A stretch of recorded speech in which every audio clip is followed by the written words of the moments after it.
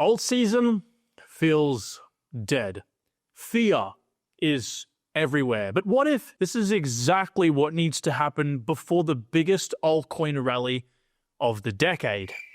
Well, I'm not so sure. Today, I'll be breaking down the 3 possible paths for altcoins in 2025, from total collapse to an extended super cycle that could melt faces in 2026. If we get this wrong, we're not just missing some gains. A lot of us could lose everything. First of all, let's just call a spade for a second. The sentiment in crypto right now is just shocking. Just a few weeks ago, we were at a score of 71 on the Fear and Greed Index, which was pure greed. But today, we're at a score of 22. Extreme fear. Now, people feel defeated, and most of us are wrecked and worn out. It's that feeling you get in your gut that makes you just want to break even and get the hell out of the market and call it a very expensive and unfortunate lesson. And so this is what actually leads me to my first and most bearish of the 3 scenarios. This is the argument that the party is already over. If you're a 4-year cycle purist, and I mean exact on the dates, the top should have been around October of 2025. And what happened? Well, briefly, we did hit a new all-time high of $126,000. And so for all the cycle purists, that was it.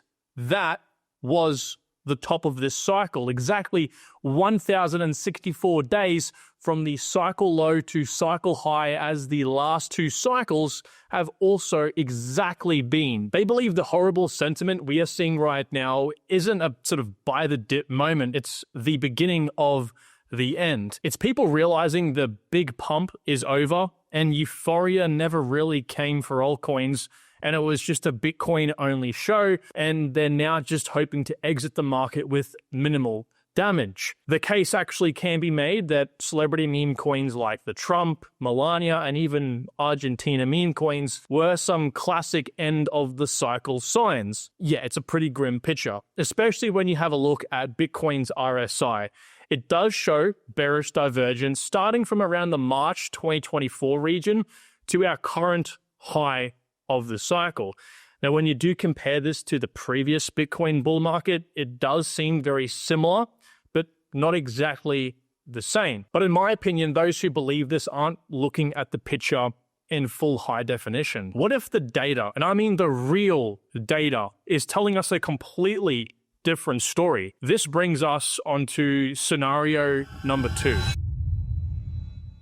This scenario says the 4-year cycle isn't broken. It's just not really finished yet. And the evidence for this is actually much stronger than the cycle has already topped theory.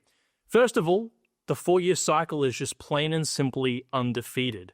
Have a look at this. Every single cycle has played out in a similar rhythm. Yes, of course, this one is a little bit different because of the ETFs, but the core structure does remain very similar. To say it's over now would be to say this time is really different before we've actually seen the most explosive part of this cycle play out, which is, of course, this quarter 4 of the post-halving year. But here's where it gets really interesting, because Bitcoin's dominance actually hasn't been able to convincingly remain above 60% even with all of the market volatility. This means that altcoins are holding up on their own against Bitcoin even in extreme fear, which isn't normal until we are approaching alt season. Now, this could be because altcoins are just so low right now that holders don't really have the ability to rotate out into Bitcoin because they're just in extreme losses. As a matter of fact, we really did just reach a new cycle low for the top 50 altcoins. Or this is just a classic first signal for an upcoming alt season. And funnily enough, we actually do have the technicals and on-chain data to support this. So the total 3 minus USDT chart, for example, does signal that altcoins have been building this extreme level of strength since the last cycle in a huge multi-year and multi-cycle ascending triangle and cup and handle pattern. Now, when this breaks, because they're both bullish patterns, there is a good chance altcoins can go parabolic here. And this chart you're looking at shows us whether Bitcoin is being sent to exchanges or being pulled off them. A positive value signals people are sending their Bitcoin to exchanges to likely sell it, and a negative value does kind of insinuate Bitcoin is leaving exchanges because people want to hold and not sell. And the good news here is that actually right now, we really haven't seen a large net inflow like we have at the peaks of previous cycles. But perhaps the most important indicator of all for this theory is a list of 30 different cycle top indicators. Can you guess how many of these indicators have triggered? 0 is the answer, not a single one. But let's put that all aside for a second because I want to focus on the biggest indicator out of that whole 30 list, in my opinion, of all, which is the MVRV ratio. So MVRV compares the current price of Bitcoin to the average price that every single coin was last moved at. You can kind of think of it like comparing what Bitcoin is worth today versus what everyone actually paid for it on average. So historically, kind of like when this ratio goes above 5, it signals the market is extremely, extremely overheated. And a local top or the all-time high is getting close. Now, the question is, current, where are we right now? What's the current score? Well, it's around 1.8. Now, for the MVRV to signal a market top or a local top, Bitcoin's price would need to be somewhere around $300,000 if my math serves me correctly. Now, the data is telling us that we're not there yet, pretty much. We're not even really close, are we? But here's what most people don't want to tell you. While these top indicators are indeed very, very important, they don't technically need to hit in order for us to have a top. What I think is just as maybe even more important are the invalidations. Things that kind of signal the end of the cycle, because that could actually happen at the drop of a tweet or some bad macro news. And for this, looking at the 365-day SMA on Bitcoin is extremely important. Now, as many of you may know, as I've said before, when we eventually break below this line and close below it on the weekly time frame, that is a serious warning sign. Now, the good news is, so far this cycle, we've bounced off it. We haven't closed below it. And I hold true to my statement that when it eventually does give way, I will, in fact, be pretty bearish. And finally, the most obvious sign, guys, hello, where is everybody? I mean, just look at the search interest for the likes of Bitcoin and Ethereum and even just crypto. We haven't even matched the 2021 cycle top, and the Coinbase app is currently ranked 260 in the App Store. Now, during the euphoric mania phase, it tends to rocket within the top 10. This tells us one critical thing. This has been an institutional bull market, likely fueled or started from the ETFs. Now, you can tell this because options contracts have really started to pick up ever since the Bitcoin spot ETFs were first introduced. And this cycle's price action hasn't been anything like the others. Retail, the public, they haven't really shown up to the party yet. All of the classic signs are pointed to one more likely massive face-melting leg up before the end of the cycle. And to this, even Ethereum is proving the point because it still hasn't convincingly broken its 2021 all-time high, which again is a very clear signal to me at least that the real altcoin confidence hasn't come back in the market yet, which usually does actually come from retail. But what if this cycle isn't like the others? What if the macroeconomic earthquake from COVID and the money printing that followed has fundamentally changed the timeline? Well, that's what we get to the most controversial, but in my opinion, the most likely scenario. So forget the 4-year cycle for just a second. This theory suggests that the entire timeline has been stretched out and the real mania isn't going to hit crypto until sometime in 2026. And it all does start, in fact, with this chart. This is the business cycle, the ISM PMI manufacturing index to be more exact. And it basically tells us if the United States manufacturing businesses are expanding or contracting. You can kind of think of it like a fuel of speculative spending, for example. Now, when this line is below 50, the midpoint, the economy is in something called contraction, where money is very tight and no one is really rushing to ape into any dog coins anytime soon. But when it breaks above 50 and starts to climb, that is exactly when liquidity floods the system and money starts to flow down the risk curve. Right to the very end of that curve is obviously where we live, with all of our wonderful, beautiful altcoins. Money likes to always chase the best returns, as many of us being here know firsthand. So as the best returns start to trickle down the end of that risk curve, of course, money soon follows. You can see this when you have a look at the 2 mini alt seasons that we had in 2024. They actually happened exactly when the ISM poked its head above that score of 50, and I don't think that's any coincidence. Again, as money flows into the system, the business cycle technically picks up on that and begins creeping into expansion. And so that is what we saw in the early and late parts of 2024. Now, there is, my friend, some very good news. You'll notice how the business cycle is now starting to creep back up again. But how can we be sure, you might be asking, that this isn't just being optimistic or hoping it breaks above 50? Well, there is in fact another, even more powerful, might I say, indicator that actually leads the business cycle. Now, this red line is called the Financial Conditions Impulse on Growth. What a mouthful, or you could just simply remember it as the FCIG. Now, again, it's going to sound pretty complicated, almost as complicated as it is to say and remember, but here is all you really need to know about it. What it does is measure the tailwinds or headwinds for economic growth over the next year based on 7 key variables. When the line goes up, just simply, it's a massive tailwind, which means it's a very, very good thing indeed. And you can see here, it's already in expansion and beginning to move up quite rapidly, while the business cycle, you can see, is beginning to slightly follow. But what happens when we lay this over the entire crypto market? Well, you get a chart that should make the hairs on your arms begin to stand up. Look at this pattern. It's played out time and time again.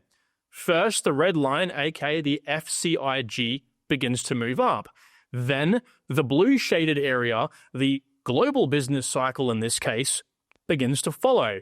And of course, what comes after that? The black line, of course, which is the total crypto market cap. So when the FCIG and the business cycle begin to expand, so go up, it does absolute wonders for crypto.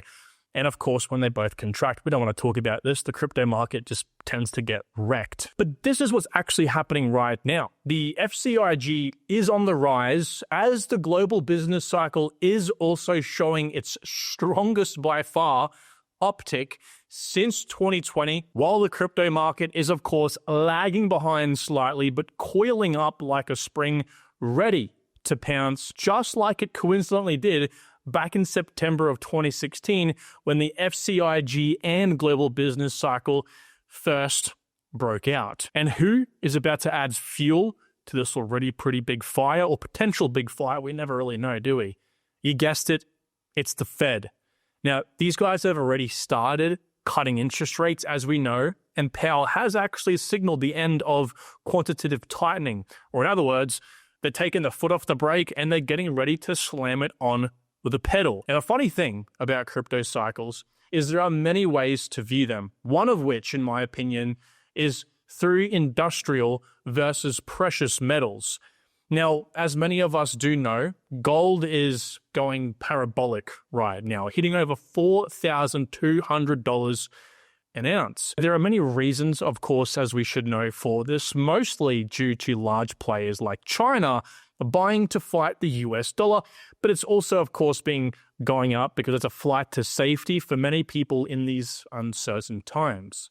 Historically, when gold does have a massive blow off top, that capital tends to want to rotate. And in the last cycle, that money rotated directly into Bitcoin. It's, again, just a very clear move further down the risk curve. But, ladies and gentlemen, and I actually can't stress this enough, this rotation from gold into Bitcoin can only happen when whatever worrying group of reasons people are actually buying gold in the first place magically go away, which in my opinion will likely go away when we have low interest rates, or better yet, we have QE, basically some type of Fed interjection. The good news is that, as you can see from this red line, which is the industrial versus precious metals, when it bottoms, the global business cycle in blue usually does see a huge tick up as well, which then causes Bitcoin, which is an orange, to start its parabolic move upwards.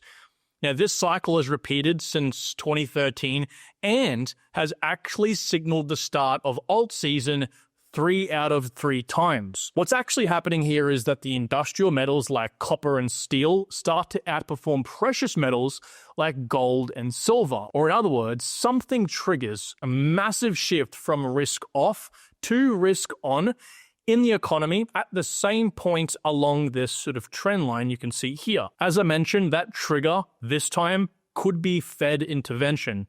Now, this would shift the tailwinds for gold and even silver into Bitcoin as people chase gains down the risk curve. Let me be clear. I believe smart money, of course, knows this. Hell, if I know this, smart money definitely knows this.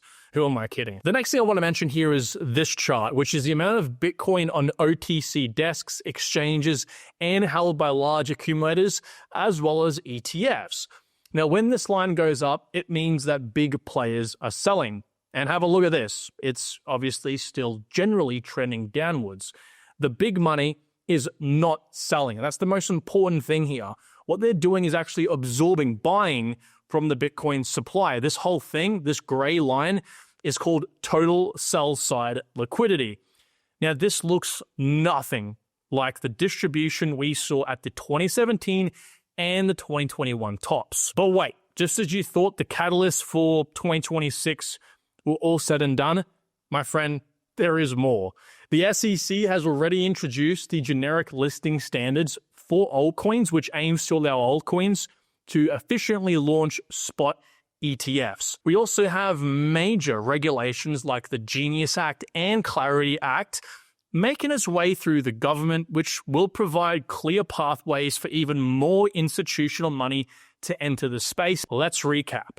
Scenario 1. The top is already in, and we saw the cycle peak in October. Scenario 2, the 4-year cycle finishes strong, and we see a top sometime in Q4, maybe possibly January 2026 at the latest. And scenario 3 is the 2026 lengthening cycle, which is mainly propelled with institutional demand.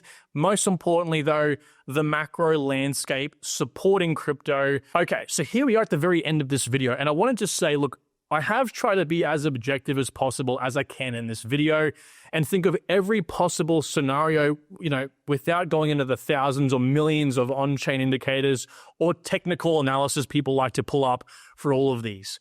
I've kept it generic enough, but tried to honestly put in all of the supportive information for each scenario. But obviously, as you may be able to tell from this video, in my opinion, the weight of evidence, especially on the macro side, is pointing heavily towards scenario 3 for being a possibility for me. So you may be asking yourself, Cohen, well, what are you actually doing here? What's the plan? Well, I'm being what's called cautiously optimistic. That means I'm holding my high conviction positions and buying the lows when I can.